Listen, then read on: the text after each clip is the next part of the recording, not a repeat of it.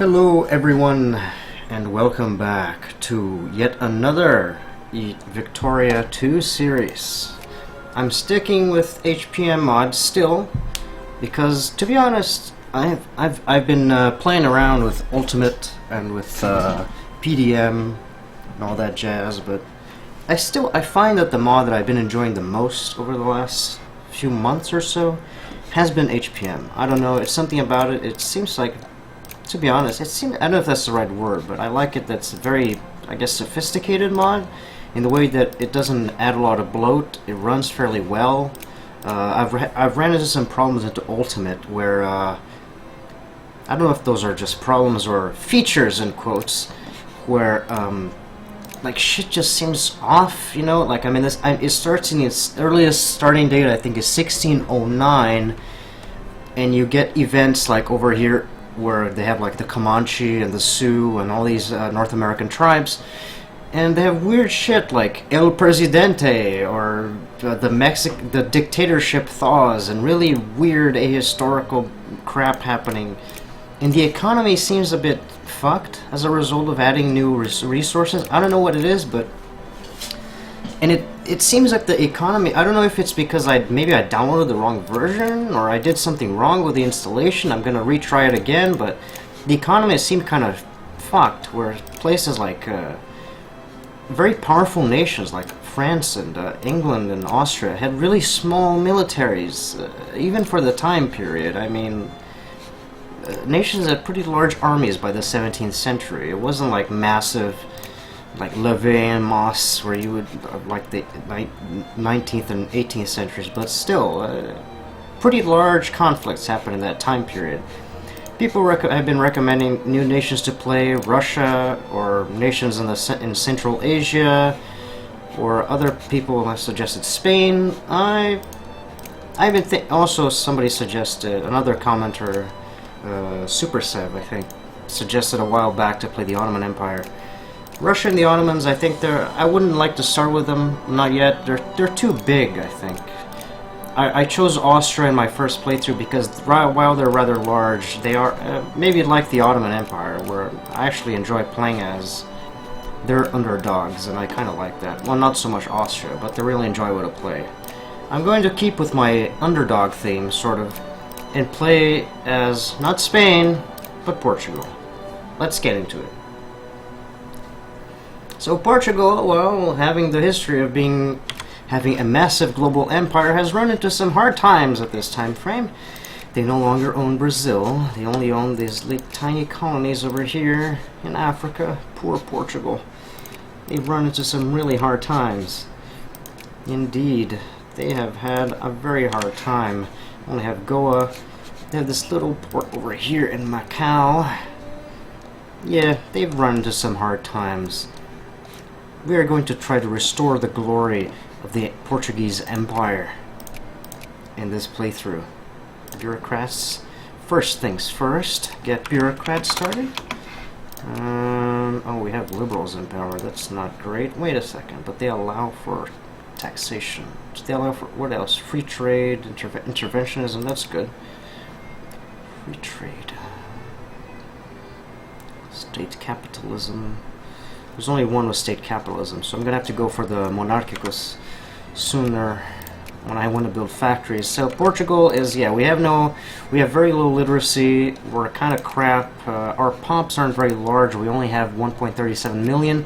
We still allow slavery in our colonies.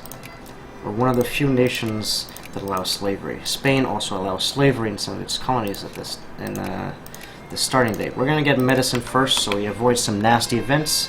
We're going to keep the crisis locked, so some weird crap can happen if you leave crisis on HPM. And let's balance our budget, first of all, down to like 45%, 40%. We also have a fairly large navy, so we're going to turn it all the way down to like 30%. We can put tariffs at 25. Tariffs, having high tariffs doesn't really matter that much. We don't have factories. Well, I guess about 75. I prefer not to tax the middle class too much because we need them to or not tax the poor though too much because I need clergymen and bureaucrats to come into the fray and improve our glorious nation. Alright, let's set some rally points over here in Lisboa. What do we have here? Okay, good. Cuirassiers. The AI likes to choose cuirassiers. I, however, say fuck the AI. Cuirassiers are horrible. I don't like them one bit. So we're gonna get rid of them. And we only have one cannon in there. Well, we have to change that. That would be best to have more cannons. 3 transports. Do we have any more other fleets? That's the only fleet that we have, and it's mostly man-of-wars, and I don't want to get rid of these men-of-war. They are kind of expensive to keep up, and they're not that great. We're not going to get rid of them just now, because they do give us some military power. Not a lot, but we are, however, going to build more transports. About 7 of them should do. So we have 10 transports. The Macau Treaty Port. 10 main markets. China trade goods in Macau to precious metal. Oh, nice. Very nice. Excellent. We need more money, and our artisans are unhappy. That's typical of them. Pesky artisans. Yeah, I was a bit disappointed with Ultimate Mod. I expected more of it, and it ran pretty badly for me. It was, again, like my machine isn't terrifically good, isn't like top tier. I'm not running an i7. I'm actually running an i3, one of the more recent ones. They're actually surprisingly good. I was recommended by a very tech-savvy friend. He said, well, you should get the i3, and I looked at him like he was insane. I mean, I want to play games on this crap. You mean I can get an i3 and it'll actually work? And it did. I was able to run stuff fairly well. So I may think it'll be time for an update, especially when I run mods with bloat. I mean features like Ultimate, or even for EU4, VEF, Veritas et Fortitudo has a lot of features / bloat that are very resource intensive. They drive a lot of your processing power, because there's a lot of crap that they add to the mod. Different research, different nations, a lot of stuff that they add. So it gets kind of annoying at one point. Well, what shall we get first? Let's consider this. We already have a pretty good presence in Africa. We might want to seize the Congo for their pops. I always like to seize the Congo because of that. We already have parts of it. We already have part of Angola, so. But we have high relations with the Congo. That's interesting. I'm thinking whether or not we will want to have a reconquest of Brazil at one point. Maybe we'll want to make them a puppet at one point later in the game. That might be interesting. We might want to seize something like Bahia, because that was historically the first, I think the first city ever founded in Brazil when the Portuguese came was in Bahia. Salvador, I think, is where it was. I think. Or was it Porto Seguro? I can't recall. I should know this, but I don't. I forget. It's been a long time since history lessons. Oh yes, and we should definitely get a great power ally. UK? They'll accept. We are historical allies with the UK, so let's grab an alliance with the UK. I'm also thinking whether or not I'll form some sort of like Gross Iberium and like take control of the entire Iberian Peninsula by wiping out Spain and either outright annexing them or making them into a puppet of our glorious empire.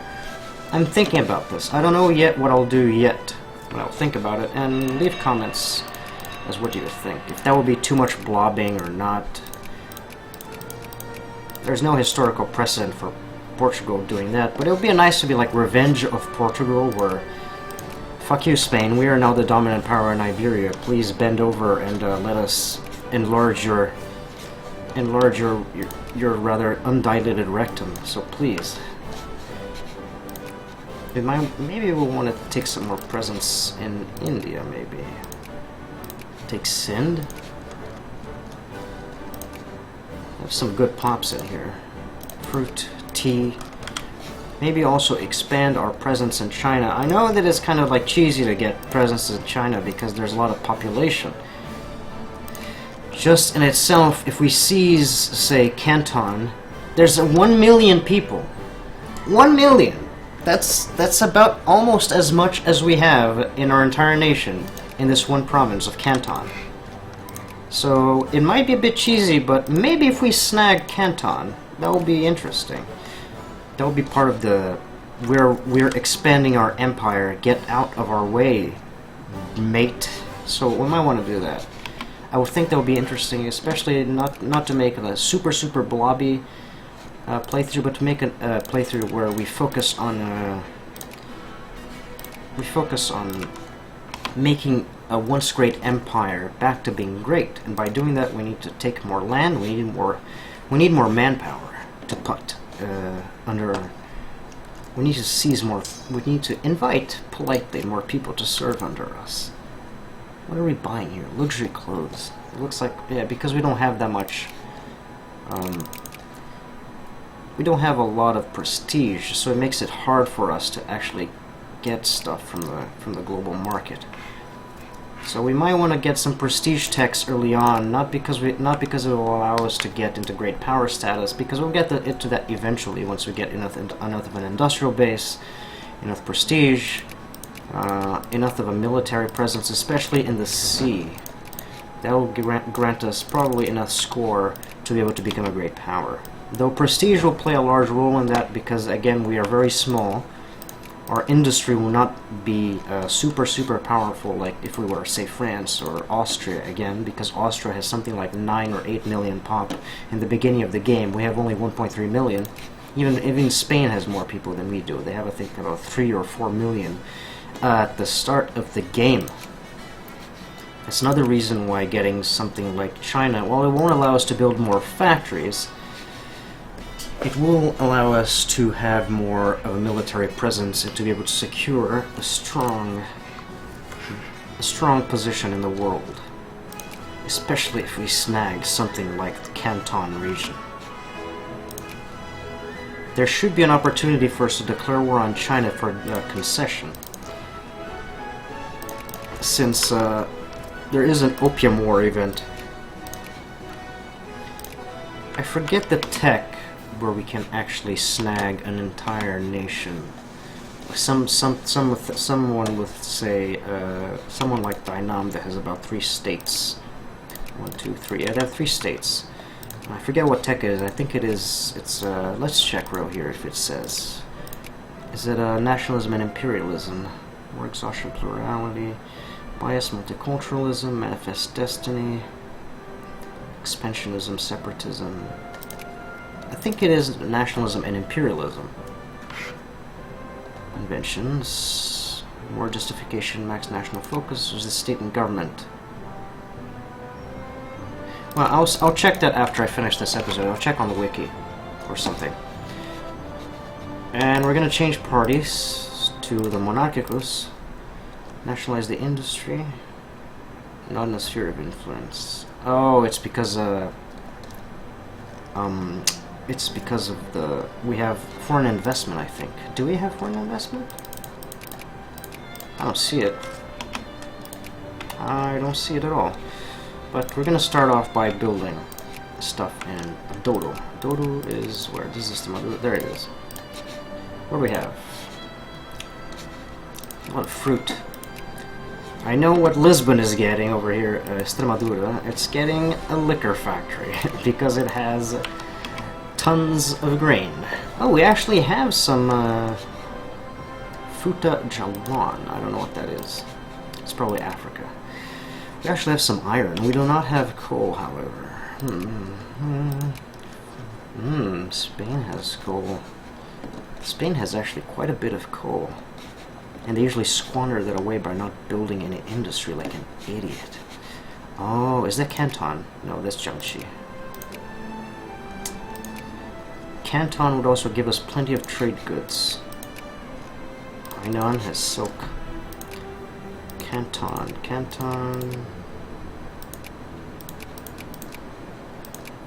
Yeah, Canton would give us lots of silk, some wood, timber, and yeah, and of course lots of pops to work on them for us, which would also be good. Oh, these bureaucrats are done. Portuguese Macaronesia. I think I can start the intellectuals. No, switch. I can start intellectuals. Macaronesia is so small. Our admin efficiency is almost at 100%. I'll start lowering that. We can probably start fabricating a claim on something. To snag something. Oh yeah, Madagascar does have coal. Fianarantsoa has coal. We might want to snag that for having an easier time industrializing. But, do I want to do that? Who else has coal? Matabele has coal. Maybe. We can have an established protectorate on Matabele. If we can get that before the Brits get it. Also Masotho. Basotho and Matabele both have coal. Wow, you actually have lots of coal over here. That would be nice to have you. We might actually go for an established protectorate on you. Wait a second, does anyone protect you like Great Britain? No. Okay, let's make an established protectorate on Matabele. And that's all we have over here. The Colonial division is 3,000 dudes. Thousands and thousands of miles away from home. Okay, let's grab you guys over here and give us military access, please, so we don't take so much attrition on the sea. Wow, that was instant detection. Holy shit, that was. I hate when that happens. So we're gonna make a few stops along the way. Oh yes, we also have a few colonies over here. That's very nice. And we're going to land over here. Do we actually have naval bases? No, we do not. Okay, let's start building a naval base over there. And Dodo needs that factory. We're probably going to get a winery over there because we have plenty. Oh, that's a Stimabuda. Dodo. Yeah, we have a lot of fruit. So it's probably nice to get a winery over there. Nice, okay, we have enough money, we did it. Nice, nice, very nice. And getting that trade port was really helpful for us because precious metals helps small nations like ourselves quite a lot. I'm going to start raising the maintenance already. Leave it at like 70%. It'll take a while for us to fabricate that CB, but we'll get there eventually. We already are at 100%. Okay, the bureaucrats are now done over there, so let's go and start in the intellectuals and get them up to 4% because we do need to get our literacy up. Our literacy is very low. And this is much better than Madagascar because we're going to be getting more presence in Africa over here, which is good. It's always good to get a bigger presence in Africa. It means you can colonize it more easily. It also gives us 2 provinces with coal and also 2 provinces with precious metals. It's really good. I never noticed how good Matabele was. Probably because it doesn't exist in vanilla and I spend most of my time playing vanilla. Who is this? Belgium was an alliance. Sure, okay. Alright, Belgium. I'll accept your alliance. You're at war with Egypt and Hejaz. Oh, that's because Britain is at war with them. The Oriental Crisis. British War of Ottoman Freedom. Okay.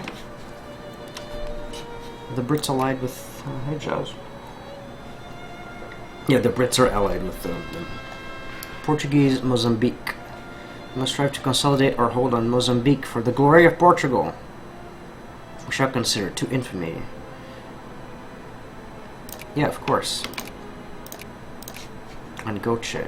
Oh, this asshole over here. Yeah, of course, we're gonna declare war on them. Actually, I might declare war on them right now after we get our colonial man. And the Portuguese Royal Navy. Coronation of Queen Victoria. Alright.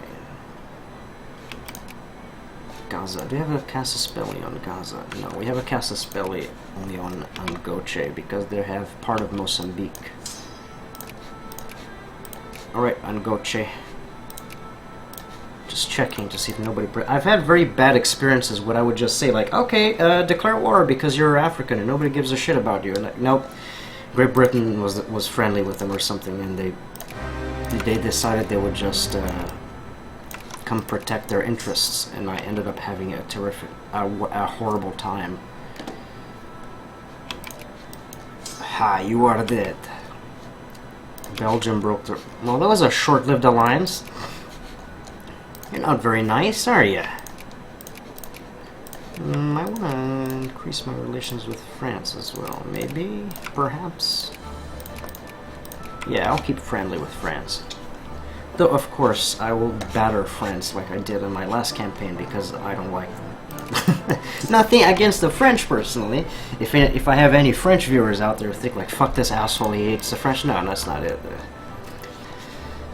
Though I check in my demographics, a lot of my viewers might be enjoying me beating France because I think the second most viewed country is the UK in my demographics. So maybe that's why I'm drawing more views from the UK, because I always beat up France or something. The frogs. Annex and Goche. Goodbye. Did we get our CB on Matabele already? No, we do not have it yet. Now we do. Nice. Right, Matabele. You're mine, bitch. Can we walk through here without taking a lot of attrition? No, because we have very low tech for that. And also because this is all very low supply limit. Oh my god, we're already taking attrition. I made a mistake. I made a horrible mistake. I should have split my guys like so. Let's get those guys ahead. Oh god. Yeah, they're gonna take a little bit.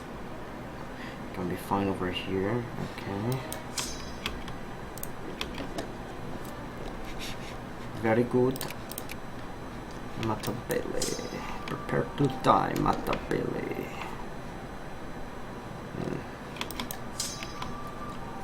Klerksdorp. I like how the provinces still have the names that they were given by their colonial overlords at this one time.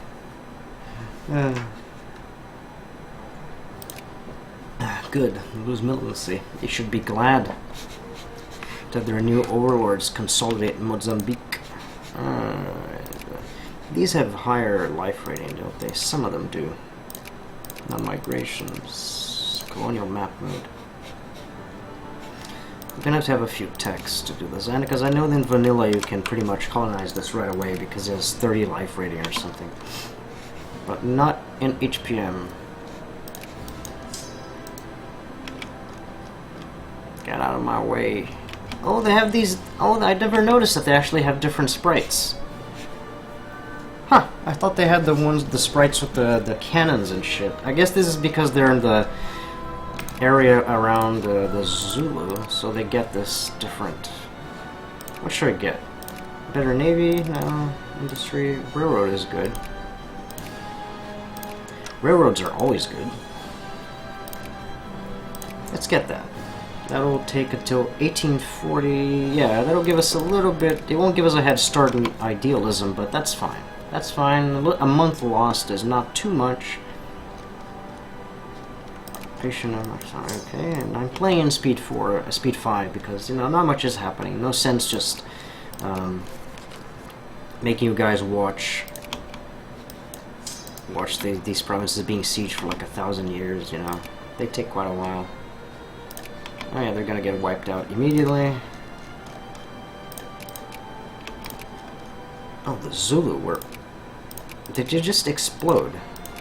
I think they did. 98% Zulu. Natal. It's Portuguese. Natal. Wooden Samarkand. That should be ours. It has a Portuguese name. That should be ours. How dare you have something that has a name, a Portuguese name of all things.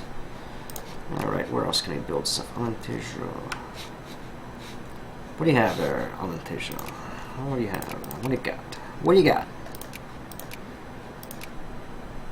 It's just very desirable goods. We have more pumps working in grain, so liquor. Liquor it is. And Micronesia over here. The Azores have fruit. Might as well get a winery. Perfect. Occupation of San. Alright. Ah, excellent. Perfect. Look at that. It's so nice. It's a little bit weird because it's separated. We might also want to take Gaza. We can only get a demand concession. Damn. Maybe I'm gonna wait for split. No, no, no, no, no, no, no, no, no, no, no, no, no. Don't take attrition, please. Good Lord, you don't understand. The need for us not to get any attrition is very high.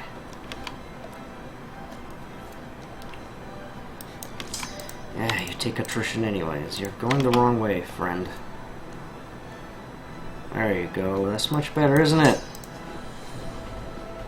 Army attrition minus 5%. right on time. Right on time. Let me check the timer. We're still doing good. Right on time. Just as my troops take like a little bit of attrition, they start doing that. We're doing very well. Call to war. Acquire British Lahej. Oh yes, and I did try the Blight of 1839. Fuck. I don't want to lose prestige at this point. I did try playing a few Central Asian nations. By the way, I did not try Kokand or Bukhara or Khiva or the Kazakh, which empire, Kazakh Khanate, which just disappeared. I tried playing them. It's not that I'm lazy or that I don't like a challenge, but it was kind of unfun.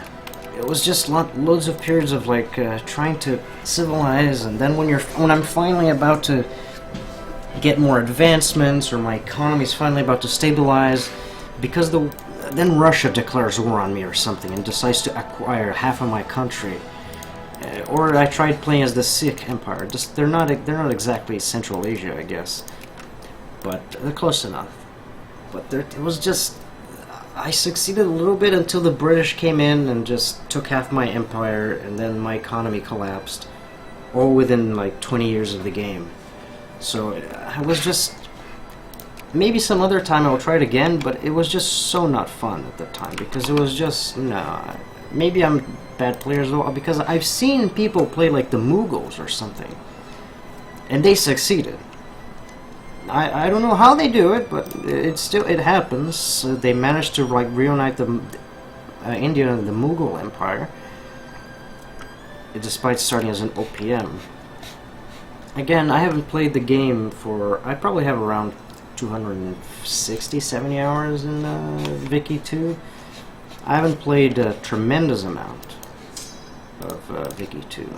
I'm a relative newcomer to Victoria, and Paradox for that reason. I've only started playing Paradox games for about a year, but I'm not terrible at them though.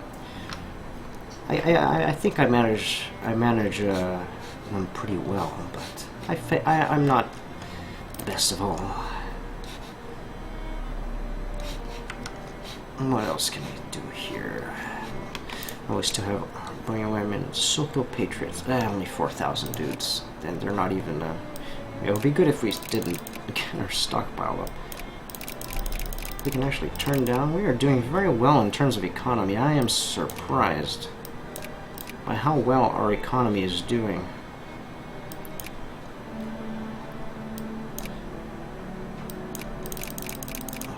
I'm not going to lower my middle class tax too much because I do want artisans to go bankrupt and to demote to craftsmen. So if I lower it too much, they're not going to demote as fast as I want them to demote. And so yeah, that's the reason why I am not lowering taxes on the middle class, despite the fact that I want the middle class to be successful because they buy a lot of the goods that we provide, thus allowing us our industry to. It's like a positive feedback loop, you know. It's a positive feedback loop. We build more factories that allows the lower classes to get more jobs, and it also allows the middle class, if they have the money and if they're not taxed too heavily, they will buy those goods, which will make our industry more successful, and etc., etc., etc. So it's a good thing, but we don't want to tax them too little, because some of these people, like artisans, if they're not taxed harshly enough, will stay in business, and we do not want them to stay in business. We want them to get out of business so that we can have better things, like more people to work in our factories, especially because we're such a small nation. We need more craftsmen. So yeah, that is the reason why I tax. I don't try to make some sort of relief effort for the artisans that are always failing. They become pretty much insignificant, especially in the late game. So the sooner you get rid of them, the better, in my opinion. Atheism, moralism, or pluralism. Wow, the reactionaries are actually in favor of pluralism. That is very strange. Okay. It's usually the reactionaries who are in favor of that. I'm gonna turn this off because I don't want to see all that stuff. Who produces what and where? Planned economy. No, thank you. The Portuguese Royal Navy. Let's change it to a more flavor place. Portuguese trade policy. Protectionism. Armada Portuguesa.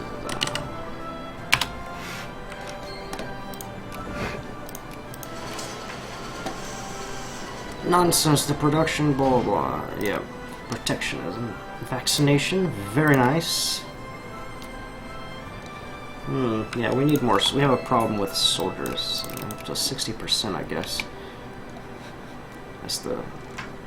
See, that strategy seems to have worked really well. So that tip has stuck with me. I am now fully in favor of that little tip. Sitting at 60%. The liberals are back in power. That's all right.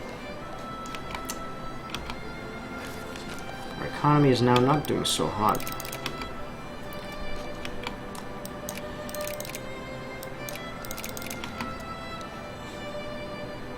Every time we change parties, things seem to get a bit out of hand. Let me check the timer again.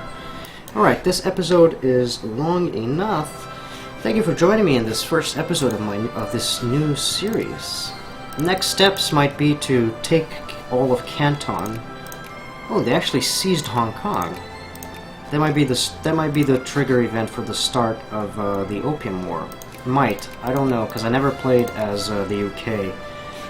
In HPM or in Vanilla or in any other mod, I've never played as the UK because they're just so big, and I think that would be kind of dull because you can just blob out of control. I guess you could just go over the infamy limit without impunity because you're an island.